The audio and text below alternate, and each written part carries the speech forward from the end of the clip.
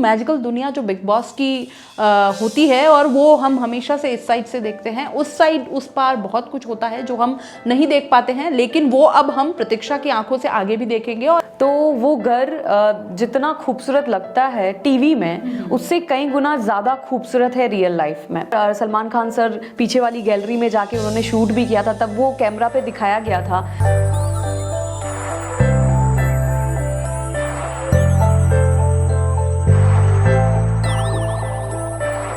सबसे पहली बात तो जब मेरे पास कलर्स टीवी से मेल आया था, उसे बात करना, अनजान लोगों के साथ हंसी मजाक करना, वो चीज़ें मुझे कहीं ना कहीं अच्छी लगने लगी कि अपन भाई अपने घर में तो इतनी चपड़ चपड़ करते ही हैं, तो क्यों ना बाहर वालों को भी अपना परिवार समझ के ये चपड़ चपड़ की जाए। तो वो चपड़ चपड़ 2010 से अभी तक चल ही रही है। जी बिल्कुल। सबसे पहले तो मैं देखती हूँ कि फैमिली कौन सी है। अगर मेवाड़ी फैमिली है तो मैं मेवाड़ी में बोलूँगा, हाँ। और अगर मारवाड़ी है तो मारवाड़ी टच गुजरात। और वो मुझे जो हाथ पहले मेरे ऊपर ऐसे उठाए थे, वो हाथ ऐसे शाबाशी पे उठते हैं कि नहीं, यू आर डूइंग गुड। सबसे पहले अगर समाज में कहीं जाते हैं तो पापा से मेरे लिए पूछते हैं कि आपकी एंकर बिटिया कहाँ है। उदयपुर राजस्थान या पूरे देश की बेटी जब ऐसा कुछ कदम बढ़ाती है तो हम सभी को उसके ऊपर प्राउड होता है। आपको आपकी लाइफ में पता होना चाहिए कि कौन इंसान आपकी गाड़ी का हैंड ब्रेक पकड़ के बैठा है। अगर आपको पता चल जाए कि इस इंसान ने हैंड ब्रेक पकड़ रखा है, तो भाई अपना गेट खोल के उसको बोलो जय राम जी की। एक मेरा सिस्टम है कि इवनिंग की कॉफ़ी अगर मैं फ्री हूँ तो मैं फतेह सागर पे पीती हूँ। मेरी वही एक ज़मीन है, उस पर मैं बैठती हूँ नीचे और वहीं पे बैठ के मैं कॉफ़ी पीती हूँ। मेरी आखिरी सांस जब हो ना, तब भी मैं ये बोलूँ, लेडीज एंड जेंटलमैन,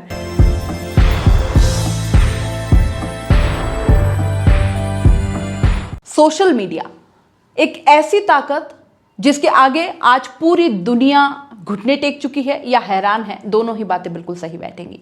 एक ऐसा प्लेटफॉर्म जहां एक हर छोटी बड़ी कोई भी चीज़, कोई भी घटना, कोई भी खबर या कोई भी हरकत पूरी दुनिया से आपके सामने बस पल भर में पहुंच जाती है। और इन सब को आप तक पहुंचाने वाले जो होते हैं, उसमें सोशल मीडिया इन्फ्लुएंसर्स का बहुत बड़ा हाथ होता है।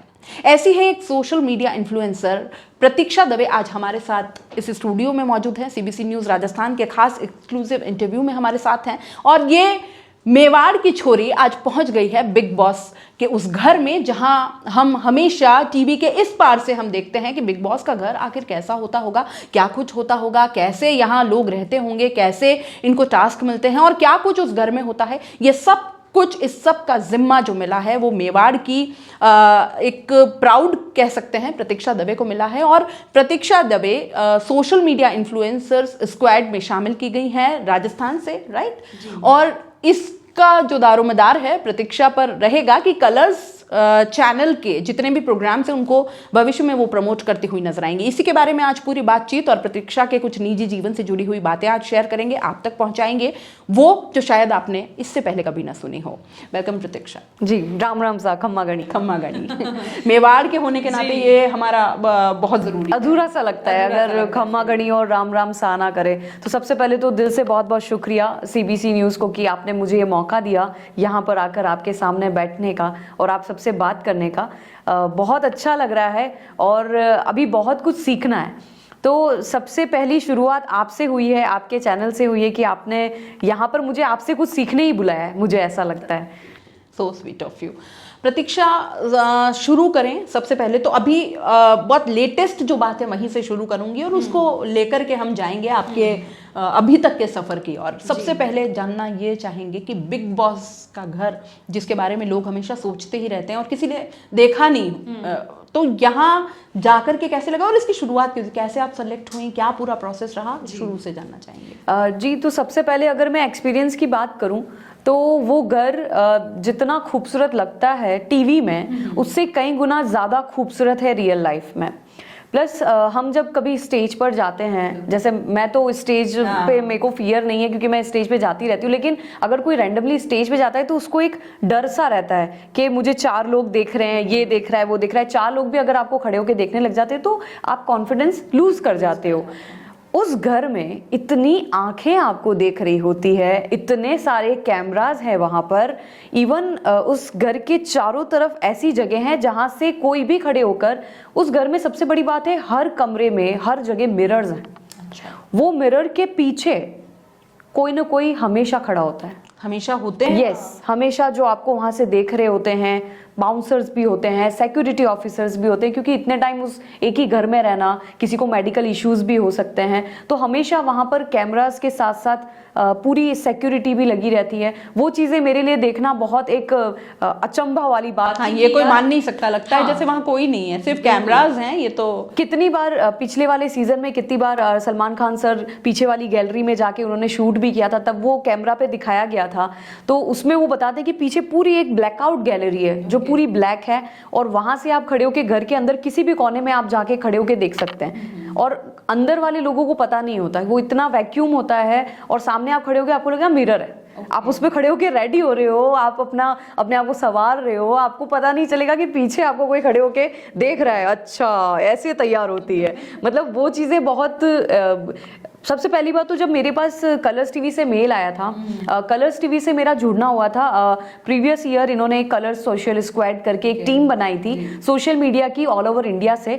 उस टीम में इन्होंने इन्फ्लुएंसर्स को सेलेक्ट किया था। उदयपुर से मैं हूं, और हमारे राजस्थान से जयपुर से भी एक इन्फ्लुएंसर हैं जो इस टीम में है। पूरे इंडिया से प्रीवियस ईयर के, उसके पहले के 20 थे, अभी के और 20 थे, टोटल 45 थे, बट इस बार अभी हम 25 लोग ही अंदर गए थे। तो वो भी सेलेक्टेड जो रेगुलर इनको कंटेंट दे रहे हैं, और जो कंटेंट इनको सेलेक्ट होता है, मतलब इट्स नॉट इजी कि हाँ भाई फटाफट से हो जाता है, उसमें ऑडिशन देना पड़ता है, इंटरव्यू होता है, फिर कंटेंट हम इनको लिख के देते हैं, वो सेलेक्ट करते हैं, उनको अच्छा लगता है, तो वो सारा इनका एक प्रोसीजर है कि ये पूरी एक टीम बनाई है कि सोशल मीडिया जो कलर्स को प्रमोट करेगी, कलर्स के सीरियल्स को प्रमोट करेगी। इसके पहले खतरों के खिलाड़ी जब आया था, खतरों के खिलाड़ी का भी इन्होंने काफ़ी अच्छा इवेंट करवाया था, जितने भी कंटेस्टेंट थे उन सबके साथ में आप उनके साथ में बैठ के आप कंटेंट बना सकते हो, तो ये बहुत बड़ी अपॉर्चुनिटी थी। बट एनी हाउ मेरे शोज वगैरह थे तो मैं जा नहीं पाई थी, लेकिन कलर्स टीवी ने सीरियसली सपनों को पूरा करने में बहुत मदद की है। कि एक टाइम था ना जब लगता था कि यार ये जो दुनिया है ये चकाचौंध की दुनिया हो चुकी है, लेकिन वहां तक जाया कैसे जाता है वो रास्ता किसी को नहीं पता। हाँ, वास्तविकता खत्म होती जा रही थी जहां पर, तो मुझे भी ऐसा लगता था कि मुझे मेवाड़ तो कभी छोड़ना है नहीं, क्योंकि मैं मेवाड़ से हूँ, मुझे उदयपुर से बहुत प्यार है। लेकिन वो कहते हैं ना कि आपकी किस्मत आपको कब कहाँ से कहाँ ले जाएगी आप नहीं समझ सकते। मैं जाकर आई, मेरे को लगा ठीक है देख कर आए हैं, ऐसा कोई बड़ी बात नहीं है, लेकिन यहाँ आने के बाद जो मुझे लोगों का सपोर्ट मिल रहा है ना, मतलब मैं खुद डाइजेस्ट नहीं कर पा रही हूँ कि ये कैसे। तो ये एक मेरे लिए बहुत बहुत बड़ा टर्निंग पॉइंट है मेरे लिए, मेरी लाइफ का, कि मुझे इतना प्यार मिल रहा है, मुझे लोगों का इतना सपोर्ट मिल रहा है। सीरियसली मुझे ऐसा लगता था, एज ए इन्फ्लुएंसर मैं उस घर में गई हूँ, लेकिन मुझे ऐसा लगता था अगर एज ए कंटेस्टेंट में जाती तो मुझे चार दिन या 5वें दिन बाद मुझे बाहर फेंक दिया जाता कि तुझे तो वोट ही नहीं मिले, कि तुझे मुझे सिर्फ उदयपुर वाले जानते हैं ना, मुझे बाहर से वोट कोई क्यों देगा। तो मैं ऐसा सोचती थी कि यार अगर मुझे एज ए कंटेस्टेंट भेज देंगे तो मुझे तो वोट ही नहीं मिलेंगे, बट नहीं, मैं गलत थी। और क्या चीज़ें थी बिग बॉस के घर में, ऐसी क्या चीज़ें थी जो टीवी के इस पार से हम लोगों को वैसी नज़र नहीं आती हैं? जैसा कि आपने बताया गैलरीज थी, और क्या चीज़ें वहाँ पे नोटिस की? जैसे कि क्लीनलीनेस तो बहुत अच्छी थी, इंटीरियर बहुत सुंदर था, और सबसे अच्छी बात ये थी कि उस घर में जाने के बाद एक ऑरा ही बहुत अलग है। पहली कदम रखते ही इतनी स्ट्रॉन्ग वाइब्रेशंस है उस घर के अंदर। लाइट्स हैं बहुत, सिर्फ लाइट्स रात को बंद होती है जब सोने का टाइम होता है। मतलब जो आप बता रहे हो ना, जब कदम मैंने अंदर रखा था तो अंदर रखने के बाद 10 सेकंड तक तो मैं अपना ऐसे मुंह उठा के देख रही हूँ कि ये सपना है या ये सच है। मतलब बिग बॉस घर, और मैं एक बार ये सोच रही थी ये असली घर ही है ना मतलब मैं यहाँ पे आई हूँ, मुझे दिख रहा है बड़े बड़े अक्षरों में बिग बॉस लिखा हुआ, वही स्विमिंग पूल, वही सब जहाँ पे सिद्धार्थ, आसिम, शहनाज, राखी, सबको जहाँ पे हमने इतने सालों से हम देखते हैं। बिल्कुल, टीवी पे आपने इन सब लोगों को वहां पे देखा है उस घर में। वो घर देखना यार, उस घर का वॉशरूम देखो आप, मतलब इतना सुंदर वॉशरूम, पूरा मतलब डेकोरेट किया हुआ, इतना प्यारा सा, अनबिलीवेबल, बहुत अच्छा है। वहाँ के बेडरूम्स, इस बार जो थीम है बिग बॉस की, वो 3 थीम इन्होंने रखी है, दिल, दिमाग और दम। अच्छा। यानी कि दिल वाला जो बेडरूम है वो एक स्नो वाइट और पिंक थीम पे दिया है, जिसमें कपल्स रहेंगे। हालांकि उसमें सिंगल बेड्स भी हैं कि अगर उनका कुछ थीम होगा शायद कि सिंगल्स को भी उसमें देंगे। फिर दिमाग वाला है जिसको एकदम रेड और ब्लैक कलर की थीम पे बनाया हुआ है कि जो चालाकियां काइंड ऑफ, शतरंज काइंड ऑफ जो होंगे उनको उसमें जगह दी जाएगी। और फिर है दम वाला जो ब्लैक कलर का है पूरा, उसका भी कुछ अलग है। तो मेरा तो ये मानना है कि दिल कंटेस्टेंट लगाएंगे, दिमाग भी कुछ कंटेस्टेंट लगाएंगे, लेकिन दम तो बिग बॉस ही लगाएंगे, क्योंकि जब बिग बॉस की आवाज आती है टास्क बिग बॉस चाहते हैं। यस, जैसे ही वो आता है ना बिग बॉस चाहते हैं, तो सारे कंटेस्टेंट एकदम से ऐसे, अरे क्या चाहते हैं भाई, क्या मालिक, अब क्या तो वो एक वहाँ का वाइब्रेशंस, वहाँ की ऑरा बहुत अलग है। अच्छा, ये भी हमारी जानकारी में आया था कि बिग बॉस के अलावा भी जो दूसरे कार्यक्रम हैं उसको भी आप प्रमोट करने वाली हैं, क्या है उसको लेकर के प्लानिंग जी? क्या है? तो ये वही है कि कलर्स चैनल का एक टीम बना हुआ है, कलर्स सोशल स्क्वाड करके, और इसमें मैंने ऑडिशन दिया था, जिसमें सेलेक्ट होने के बाद में जो भी इनके कोई नए शो आते हैं तो उनको हमें प्रमोट करना पड़ता है। जैसे अभी लास्ट शिव शक्ति आया था, तो शिव शक्ति के प्रोमो को हमको शेयर करना होता है, उस सीरियल के ऊपर कंटेंट बनाना होता है, तो वो सारी चीज़ें होती है। और जो कलर्स टीवी का जो कंटेंट जाता है वो, मतलब मेरी लाइफ में मैंने इतने कंटेंट बनाए, लेकिन कलर्स टीवी के कंटेंट पे मुझे कम से कम 10 दिन बैठना पड़ता है, 10 दिन आपको सोचना पड़ता है। यस, और सेलेक्ट नहीं होते ना कंटेंट, तो बहुत सोचना पड़ता है। काफ़ी सारे कंटेंट बहुत बार रिजेक्ट भी हो जाते हैं, हमारे साथ में जो इन्फ्लुएंसर्स है सबके, मेरे भी हो जाते हैं, तो वो थोड़ा सा ऐसा लगता है अरे यार थोड़ा और वर्क करना पड़ेगा। फिर थोड़ा और सोच के समझ के फिर उसको प्लान करते हैं। शूट करने में भी टाइम लगता है, क्योंकि मेरे कंटेंट में जनरली मैं रोल करती हूँ अलग अलग, मम्मी का भी, बेटी का भी, बेटे का भी, पापा का भी, तो वो चारों एंगल से अलग अलग पहले तो शूट करना। फिर सबसे बड़ी बात हमारे मेवाड़ी लोगों की होती है कि घर में शांति नहीं रहे। हाँ, वो तो है। तो बच्चे कंटेंट किस तरह शूट करा, तो आपको वो एक प्राइवेसी वाला कोना आपको नहीं मिल सकता है। तो वो उसके लिए मुझे वेट करना पड़ता है कि घर कब खाली, थोड़ा सा खाली मिले तो मैं फटाफट से शूट कर लूँ। तो कितनी बार ऐसा होता है एक कंटेंट 1 महीने में बनता है कि चलो एक बेटी का पार्ट पहले शूट कर लिया, अब वैक्यूम नहीं मिल रहा घर में, थोड़ा वेट करते हैं, थोड़ा वेट। जैसे ही कोई जाता है फटाफट से साड़ी वाड़ी, क्योंकि मुझे शर्म भी आती है। अच्छा, फिर वो सारे इमोशंस कैरी करना भी उस वक्त जब आप 1 महीने बाद फिर से अगला पार्ट कर रहे हैं, और वो सेम कैरी करना, कैरेक्टर में घुसना बहुत वो होता है। क्योंकि मैं क्या, मुझे ऐसे जब मैं करती हूँ ना, जैसे मम्मी का रोल करती हूँ, तो मैं जो साड़ी पहनती हूँ तो वो पटलियां कहाँ जाती है कुछ नहीं, बस फटाफट से ऐसे लपेट लेती हूँ। और मेरे साथ ऐसा हो गया एक बार कि मैं ऐसे बस साड़ी लपेट के, मैं सोफे पे बैठ के ऐसे ऐसे जस्ट ऐसे बैठी हूँ, कंटेंट शूट कर रही हूँ, और सामने से गेस्ट आ गए।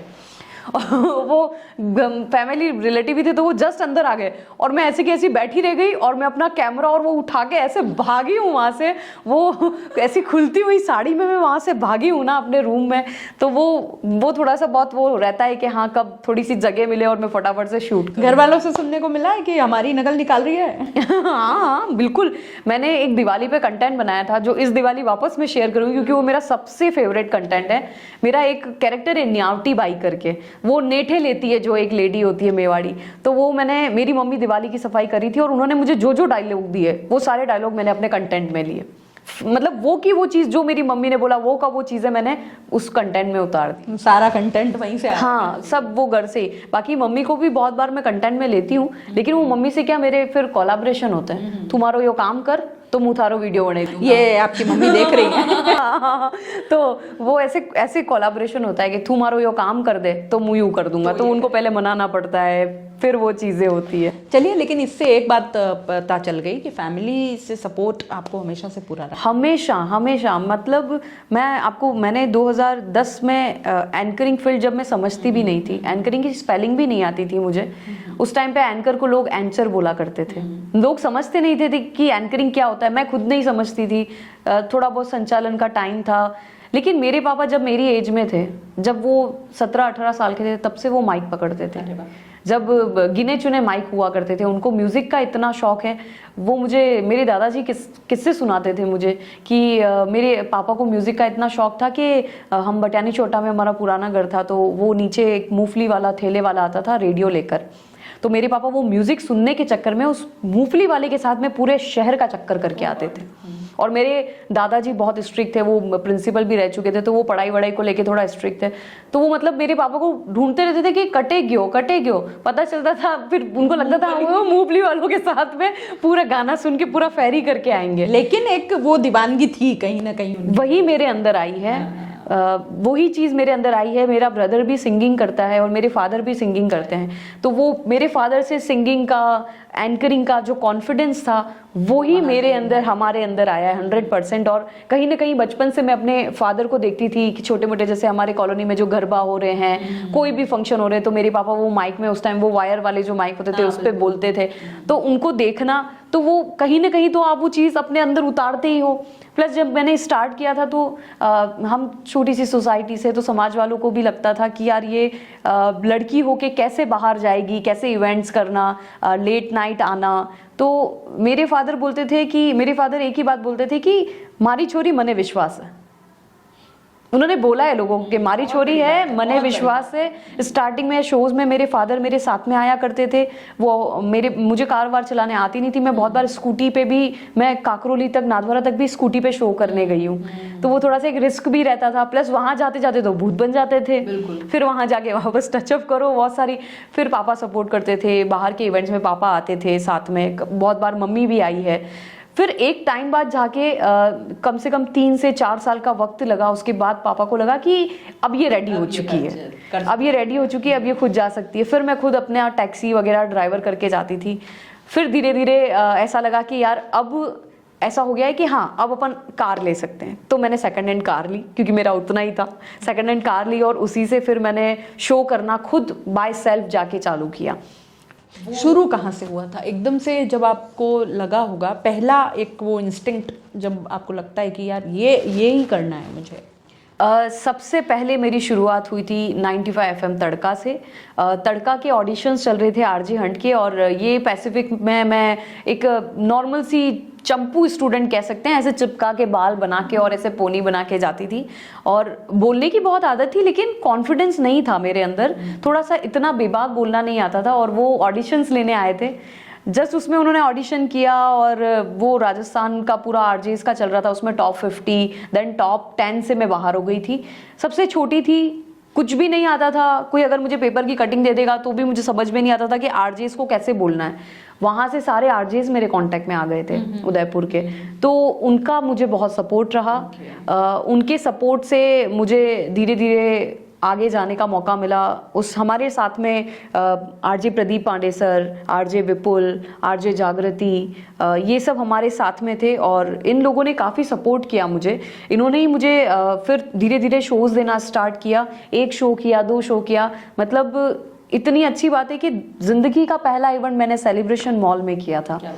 वो जन्माष्टमी का इवेंट था, और फर्स्ट इवेंट वहाँ से किया था, और मुझे खुद को नहीं पता था मैं क्या करूँगी, घबराहट इतनी हो रही थी, लेकिन हाँ वो ठीक ठाक से हो गया, मतलब ना अच्छा हुआ ना बिगड़ा, लेकिन हाँ हो गया काम।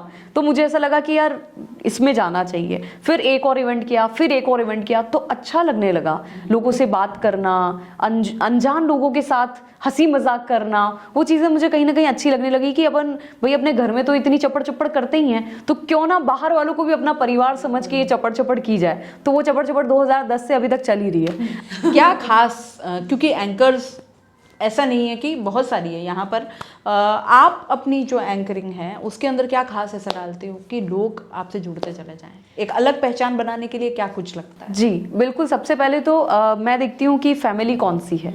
अगर मेवाड़ी फैमिली है तो मैं मेवाड़ी में बोलूँगा। अच्छा, पूरा? हाँ, और अगर मारवाड़ी है तो मारवाड़ी टच, गुजराती है तो गुजराती। दूसरी बात ये है कि मैं कैरेक्टर्स भी करती हूँ इवेंट्स में, तो जो हल्दी इवेंट्स होते हैं उसमें मैं स्पेशल कैरेक्टर्स करती हूँ। तो मेरा एक मेवाड़ी बासा का कैरेक्टर है, धुलियो बाका। अच्छा, जिसमें आप पगड़ी पहनती हूँ। यस बिल्कुल, तो वो पगड़ी पहन के मेरा कैरेक्टर होता है, जो वो एक ठरकी बासा होता है वो। तो वो मैं फीमेल हूँ और मैं पगड़ी पहन के लड़का बन जाती हूँ, तो मैं सारी लेडीज को वहाँ पे छेड़ती हूँ। लेडीज को प्रपोज कर देती हूँ, लेडीज को किस्सी कर देती हूँ। तो वो मेरा एक कैरेक्टर है फ्लर्टी वाला, धुलियो बाकर। और वो तो हल्की फुल्की मजाक और वो बहुत अच्छा, वो बहुत मजा आता है लोगों को, क्योंकि मैं फीमेल हूँ ना, तो फीमेल्स को कोई प्रॉब्लम नहीं होती है ऐसा। यही मेल कोई कर दे तो प्रॉब्लम होती है, लेकिन वो फीमेल होके मुझे भी कोई दिक्कत नहीं होती कि आंटियों के साथ हंसी मजाक करना, ये करना। तो वो बहुत लोगों को वो बहुत पसंद आता है। फिर मेरा एक कैरेक्टर है न्यावटी बाई का, वो अब मैं करूंगी, और 2-4 और कैरेक्टर हैं जो मेरे प्लान है इस सीजन के लिए,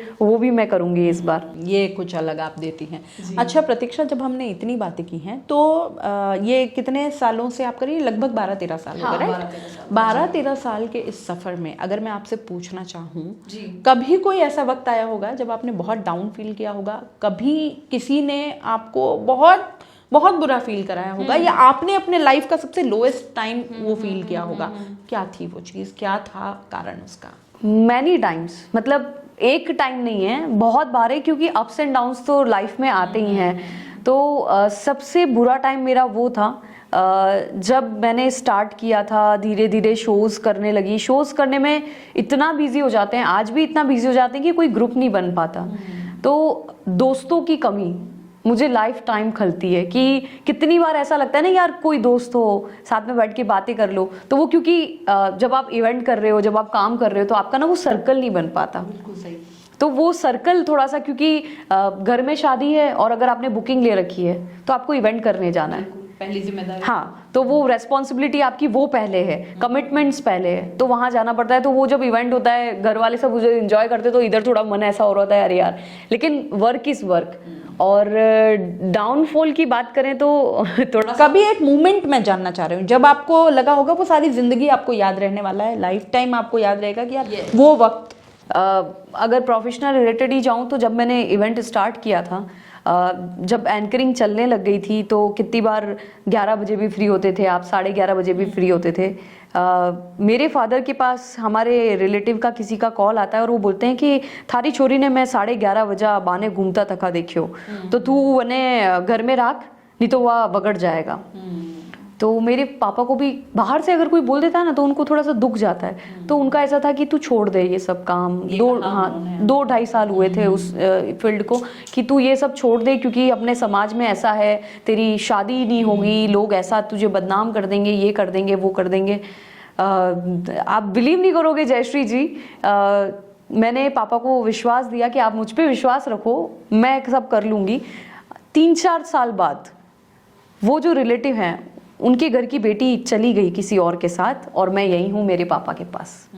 तो अब वो समाज में जब वो सामने मेरे वो चेहरा आता है ना, तो मैं उनको और रेस्पेक्ट से बात करती हूँ, और वो मुझे जो हाथ पहले मेरे ऊपर ऐसे उठाए थे, वो हाथ ऐसे शाबाशी पे उठते हैं कि नहीं, यू आर डूइंग गुड। सबसे पहले अगर समाज में कहीं जाते हैं तो पापा से मेरे लिए पूछते हैं कि आपकी एंकर बिटिया कहाँ है। तो वो मेरे लिए एक बहुत थोड़ा सा एक मोटिवेशन ख़त्म हो गया था मेरा उस टाइम पर, क्योंकि मेरे घर पे भी, घर वालों को भी थोड़ा सा ऐसे लगने लग गया था, टेंशन होने लग गया था कि यार फील्ड क्या है, हो जाता है। शायद आप उस चीज़ को उस तरीके से समझा ही नहीं पाते हो उनको, फैमिली को। वो समझते वो कितना ज़रूरी है हमारे लिए। हाँ, वो उस टाइम पे ये फील्ड कोई समझता नहीं था ना कि फीमेल्स एंकरिंग में जा सकती है या न्यूज़ एंकरिंग में जा सकती है। आपने जब स्टार्ट किया था, मुझे आप भी रोल मॉडल हैं बहुत सारे लोगों के लिए, मेरे लिए। आपने जब इस फील्ड में स्टार्ट किया था, आप खुद बताओ, आप एक गृहिणी हैं, आप एक गृहस्थी पूरा लेकर चल रहे हैं, स्टार्टिंग में दिक्कत आती है, बिल्कुल आती है, एक्सेप्ट नहीं करते। यस, जब हम एक पोजीशन बना लेते हैं कि लोगों को लगने लग जाता है कि नहीं, आप बहुत अच्छा काम कर रहे हो, कहीं पे जाते हैं समाज में 4 लोग तारीफ करते हैं, तो फैमिली वालों को फिर स्पार्कल होता है कि नहीं, कुछ बढ़िया कर रहे हैं। अब वही समाज में बुलाना, लोग रेस्पेक्ट से बुला रहे हैं आपको, और ओपरना पहना रहे हैं, पगड़ी पहना रहे हैं, तो हालांकि बोलते नहीं है हम घर वाले कभी अपने सामने, लेकिन फील हो जाता है। हाँ, फील हो जाता है। ये मुझे कब फील हुआ, मैं अभी बताती हूँ। अभी लेटेस्ट एक किस्सा हुआ है, मैंने शेयर भी किया था कि मैंने ऐसे स्टोरी पे ऐसे ही डाला था कि 0.1 इज्जत बढ़ गई मेरी मुंबई जाने के बाद, क्योंकि मैं घर आई, घर आते से ही मेरा इवेंट था, फिर घर आई, फिर 2 दिन मैं अभी भीलवाड़ा जाकर आई, तो मेरे को बिल्कुल टाइम नहीं मिला। तो मैं जब मुंबई गई थी तो पैकिंग वैकिंग में पूरा रूम बिखेर के गई थी। तो अभी 2 दिन भिलवाड़ा थी तो मेरी मम्मी ने मेरा रूम साफ किया। ये मेरे लिए सबसे बड़ा मुकाम था कि मेरी मम्मी ने मेरे लिए मेरा पूरा, हाँ, बिना डांटे और पूरा रूम साफ किया है मेरा। तो मेरी 0.1 इज्जत बढ़ गई घर में। खैर, फैमिली और इसका सपोर्ट बहुत ज़रूरी है। इस पूरे को लेकर के अगर अपन बात करें, फ्यूचर प्लानिंग्स क्या हैं? फ्यूचर प्लानिंग सबसे पहले तो मैंने अभी BBM के बाद मैंने MBA हाफ किया, फिर ड्रॉप किया, फिर मैंने MCOM किया था और अभी जस्ट मैंने MHRM कंप्लीट किया है। फ्यूचर प्लानिंग में जॉब का भी है कि मैं एज अ HR भी कहीं जॉब करूंगी, क्योंकि मुझे एक जॉब वर्क एनवायरनमेंट जो होता है वो भी मुझे जीना है, तो मैं जॉब भी करूंगी। प्लस मेरा फ्यूचर का ये है कि न्यूज़ एंकरिंग में भी मैंने काफ़ी कुछ सीखा है, अभी भी सीख ही रही हूँ। तो मैं 101% बाहर के चैनल्स पे, राजस्थान चैनल पे, नेशनल चैनल पे मैं एक बार ऑडिशन ज़रूर दूंगी। जॉब करूँ नहीं करूँ, लेकिन एक बार ऑडिशन, यस हाँ, ऑडिशन ज़रूर दूंगी। एक बार उस न्यूज़ चैनल पे वो जो प्रोफेशनल जिस तरीके से अपने आप को प्रेजेंट करते हैं वो मैं ज़रूर एक बार करूँगी। और फिर इस लीग से हटके एंकरिंग फील्ड है, तो एंकरिंग फील्ड तो मैं ये चाहती हूँ कि मेरी आखिरी सांस जब हो ना, तब भी मैं ये बोलूं लेडीज एंड जेंटलमैन, तो वो तो मुझे कभी नहीं छोड़ना है। बहुत प्यारा, ये बहुत प्यारा था। लेकिन आप इस फील्ड से हैं और मुझे जहाँ तक पता है, एक न्यूज़ एंकर में हूँ और काफ़ी सारे लोग टच में रहते हैं जी। मुझे ये पता है कि एंकर कम्युनिटी जो अपने आप में है, उनके अंदर भी बहुत सारी ऐसी चीज़ें होती हैं जो आप मतलब काम करते करते बहुत सारे इश्यूज भी आते हैं। हाँ, अगर एक टर्म में उसको पॉलिटिक्स कह दिया जाए तब भी चलेगा। ऐसे लोगों को, या एक बहुत अच्छी कोई बात अगर आप अपने यहाँ से अगर कहना चाहें तो क्या हो सकती है इस फील्ड के लिए, जो आना भी चाहते हैं जैसे कोई और, तो वो क्या बात समझकर और लेकर चलें इसमें? तो ऐसा होता है कि जहाँ पे आप है ना, वो कहते हैं हमारी मेवाड़ी में एक कहावत है कि 4 चरक लिया ने हाथे छोड़ दो तो चेचे तो वेगा ही सवेगा। तो वो कोई भी फील्ड हो, आप ऐसा नहीं बोल सकते कि आप जैसे 4 लेडीज को छोड़ दिया तो ही चेचे होगी, नहीं। आप सत्संग में चले जाओ, आप स्कूल में चले जाओ, बैंक में चले जाओ, जहाँ पे 1 से 2, 2 से 3 लोग होंगे वहाँ चेचे होगी। और सबके थॉट प्रोसेस मिलते नहीं है, सबकी थिंकिंग भी अलग होती है, तो वो कहीं ना कहीं थॉट्स टकराते हैं। तो हमारे फील्ड में जहाँ की बात है, तो हमारे फील्ड में बहुत सारे ऐसे लोग हैं जो आपकी गाड़ी को आगे बढ़ाने के लिए गियर देंगे, और कुछ लोग ऐसे हैं जो हैंड ब्रेक मार देंगे कि दिखाएंगे आपको कि रेस मारो, लेकिन हैंड ब्रेक खींच रखा है। अच्छा, करनी भाई हाँ, तू रेस मारता रहे, तू आगे जा, लेकिन हैंड ब्रेक उसने छुपा के खींच रखा है कि ये यहाँ से आगे नहीं जाना चाहिए।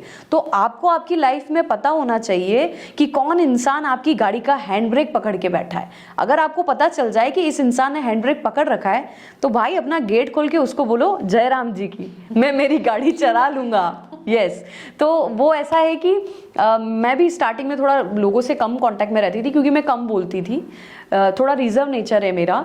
अगर मैं खुल जाती हूँ तो बहुत अच्छे से ओपन अप होती हूँ, लेकिन बाकी मेरा नेचर बहुत रिजर्व है। लेकिन अब मुझे पता चला कि आपको नेटवर्क्स बनाना बहुत ज़रूरी है। ये रिसेंटली 3 से 4 साल से मैंने लोगों से बात करना स्टार्ट किया है। बाकी मेरा ऐसा था, मैं गई, शो किया, माइक लिया, नमस्ते किया और अपने घर। अब मेरे लिए एक क्लाइंट, एक साउंड वाले भैया, वहाँ पे जो लेबर काम कर रही है, वहाँ पे जो गार्ड खड़ा हुआ है, वो सब मेरे लिए बराबर है। उन सब से मेरी रामी सामी होती है और मुझे वही चीज़ बहुत अच्छी लगती है।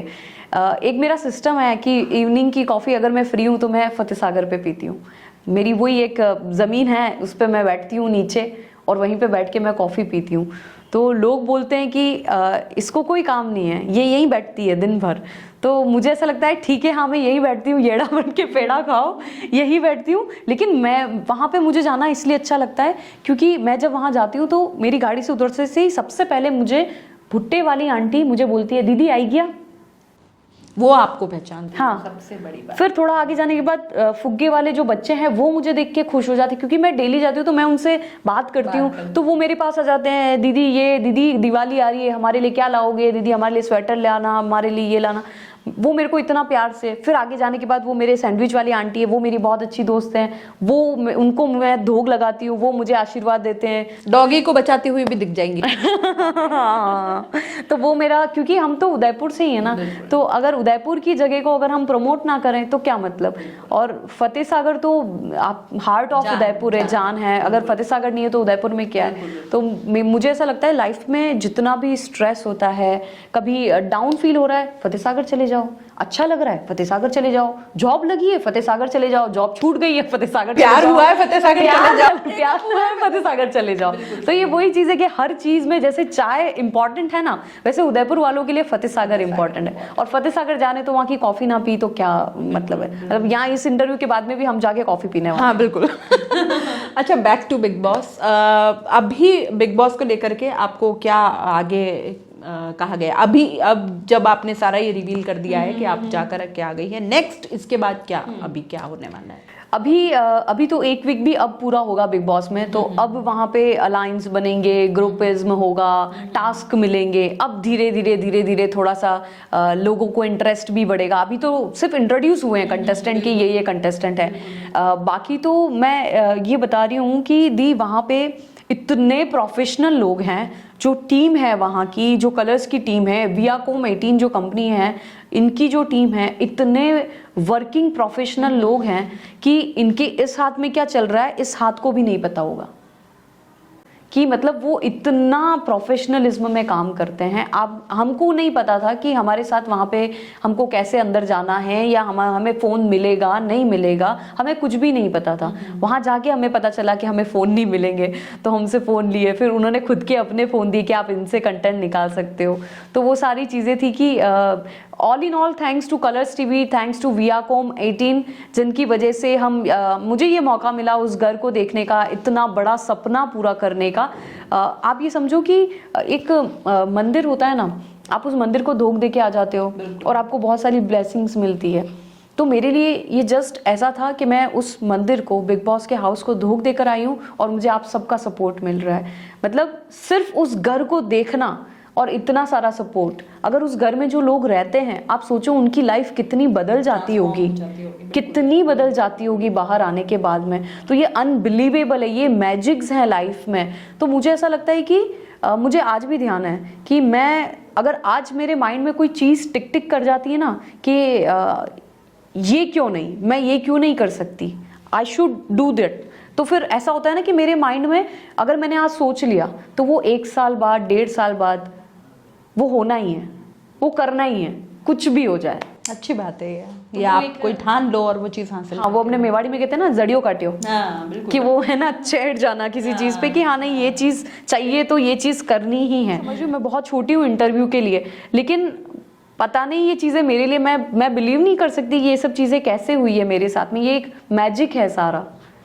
चलिए, आपका मैजिक अभी फिलहाल बरकरार रहेगा। उदयपुर की जनता को आज प्रतीक्षा दवे से हमने मिलवाया है और काफ़ी सारी चीज़ें हमने जानने की कोशिश की है। एक वो मैजिकल दुनिया जो बिग बॉस की होती है और वो हम हमेशा से इस साइड से देखते हैं, उस साइड उस पार बहुत कुछ होता है जो हम नहीं देख पाते हैं, लेकिन वो अब हम प्रतीक्षा की आंखों से आगे भी देखेंगे और अभी भी देख रहे हैं। काफ़ी कुछ हमने चीज़ें जानी हैं जो शायद अब तक आपको मेरी तरह ही नहीं पता होंगी, और अब आगे आने वाले समय में भी जब प्रतीक्षा जब उन चीज़ों को प्रमोट करती हुई नजर आएंगी तो वो आपके सामने ज़रूर आएगा। उदयपुर, राजस्थान या पूरे देश की बेटी जब ऐसा कुछ कदम बढ़ाती है तो हम सभी को उसके ऊपर प्राउड होता है। ऐसे ही कई चेहरे जो देश के लिए, समाज के लिए या एक नई सोच पैदा करने के लिए, कुछ अलग करने के लिए अपना कदम बढ़ाते हैं, उनको हम ज़रूर आपके सामने लाते हैं और लाते रहेंगे। नमस्कार।